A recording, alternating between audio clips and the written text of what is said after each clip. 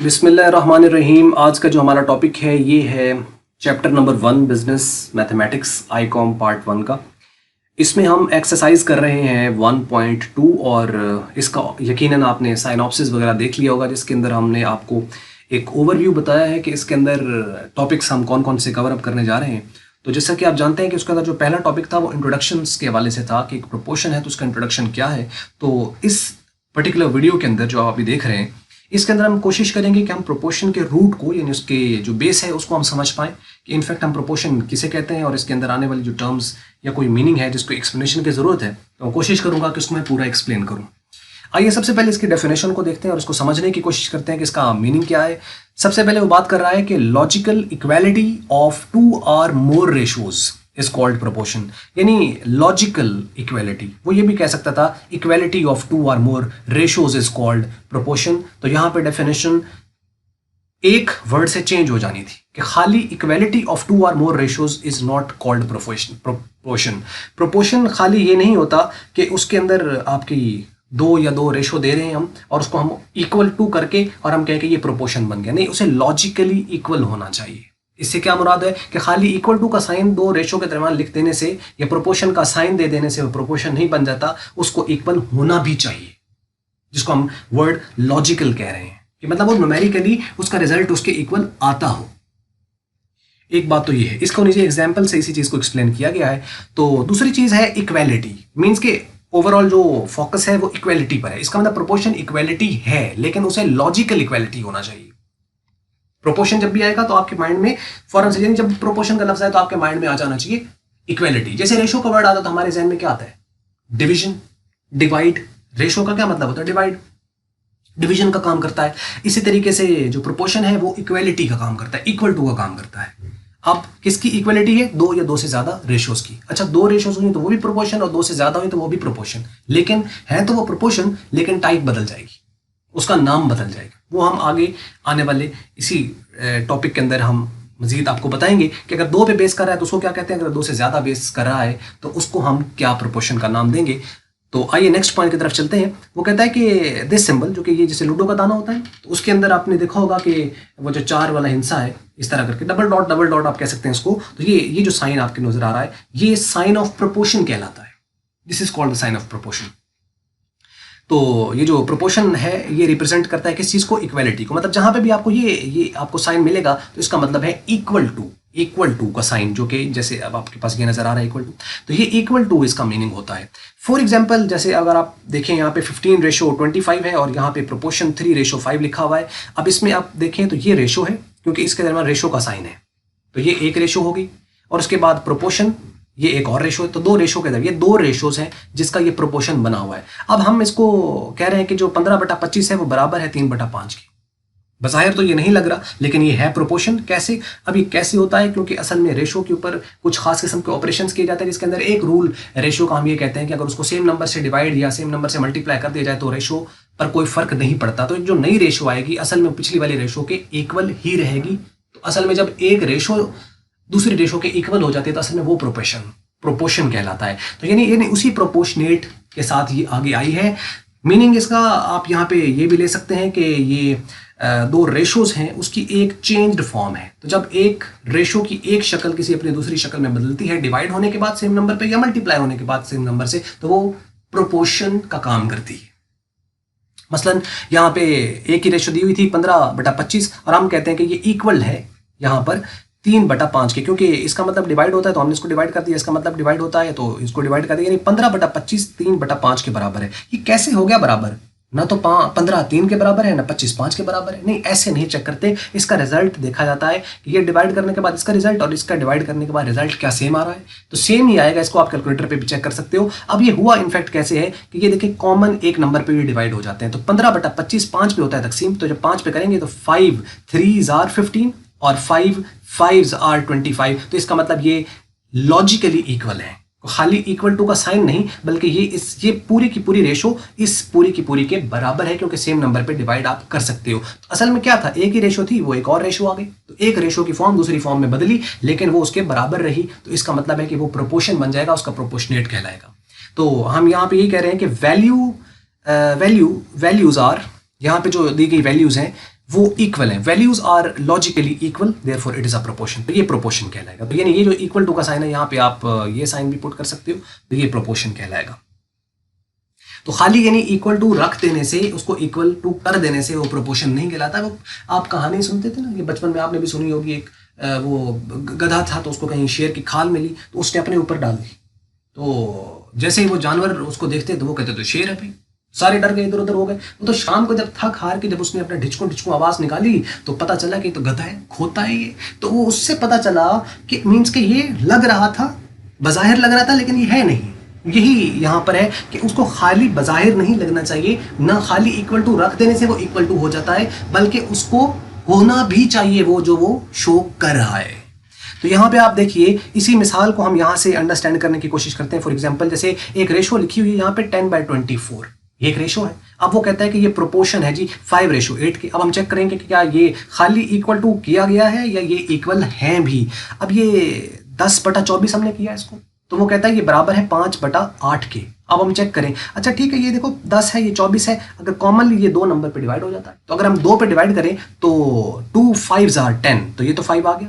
अब ये भी 2 पे डिवाइड होना था, तो जब इसको हम 2 पे करेंगे तो इसका 12 आना चाहिए था, इसका आंसर होना चाहिए था 5/12। अब ये हमने इक्वल टू तो पुट कर दिया, लेकिन ये है गलत, ये गलत है, ऐसा हो नहीं सकता। सो हम यहां पर क्या कहेंगे, values are not logically equal.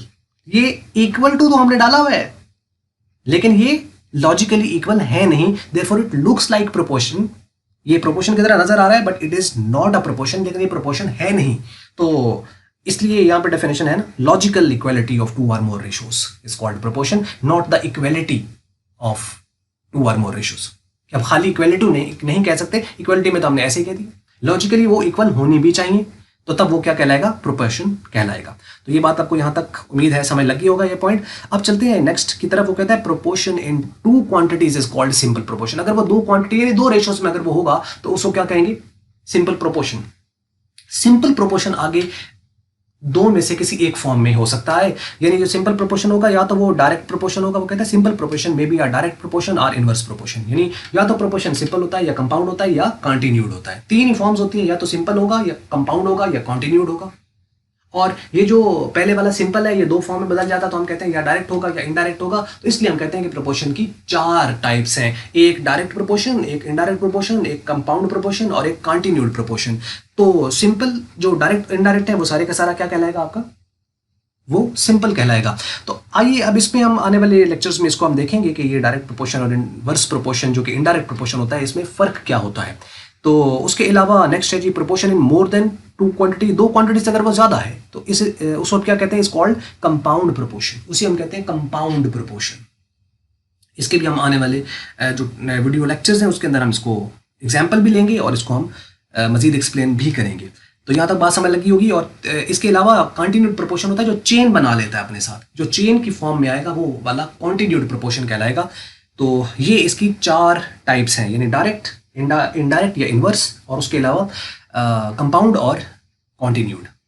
अब इसके साथ कुछ टर्म्स एसोसिएटेड हैं जिसको हम मीन्स और एक्सट्रीम्स कहते हैं, और ये आगे क्वेश्चंस में काफ़ी यूज़ भी होंगी, जिसको आपने अंडरस्टैंड करना है। जैसे अगर आपको याद हो तो रेशो के साथ भी 2 हमने टर्म्स पढ़ी थी, एक का नाम था एंटीसीडेंट और दूसरे का नाम था कॉन्सिक्वेंट। तो ये 2 हमने टर्म्स पढ़ी थी, यानी कि कॉन्सिक्वेंट जो कि नीचे वैल्यू आती थी जो डिवाइड कर रही होती थी उसे हम कहते थे कॉन्सिक्वेंट, और जो डिवाइड हो रही होती थी उसे कहते थे एंटीसीडेंट। नोमिनेटर डिनोमिनेटर वाला कॉन्सेप्ट उसके अंदर था। अब यहाँ पे प्रोपोर्शन के साथ मीन्स और एक्सट्रीम्स, मीन्स और एक्सट्रीम्स। अब वो बात कर रहा है यहाँ पे इनके डेफिनेशन की तरफ, या नीचे एक्सप्लेन भी किया हुआ है। वो कहते हैं first and the fourth terms, जो पहली और चौथी टर्म होगी प्रोपोर्शन की, are called extremes. First and the fourth terms of the proportion are called extremes. यानी जो पहली और चौथी टर्म है वो क्या कहलाएगी, extremes कहलाएगी। While the second and the third term of the proportions are called means. यानी जो सेकंड एंड थर्ड है वो मीन्स कहलाएंगी, दोनों मीन है, यानी सेकंड भी मीन है, थर्ड भी मीन है, और पहली एक्सट्रीम है और चौथी वो भी एक्सट्रीम है। फॉर एग्जांपल अगर आप यहाँ पे देखें तो ये एक वही जो ऊपर एग्जांपल है वो इसी को दे रखा है कि 15 और ये रेशो 25 और ये प्रोपोर्शनेट है 3:5 के। तो प्रोपोर्शन तो ये है, लेकिन इसमें अब नाम क्या देंगे, ये जो अंदर वाली है ये वाली 25 और 4 ये कहलाएंगे मीन्स। जबकि ये जो 15 और 5 है ये कहलाएंगे एक्सट्रीम्स। तो यानी 15 और 5 एक्सट्रीम्स कहलाएंगे जो कि बाहर है। अब ये इसमें फर्स्ट फोर्थ वाला क्या कॉन्सेप्ट है, ये फर्स्ट टर्म है, ये सेकंड टर्म है, ये थर्ड है और ये फोर्थ है। तो क्या कहता है, फर्स्ट एंड फोर्थ, यानी first and fourth term is called extremes and second and third terms called means. तो बात समझ लगी होगी यहां तक।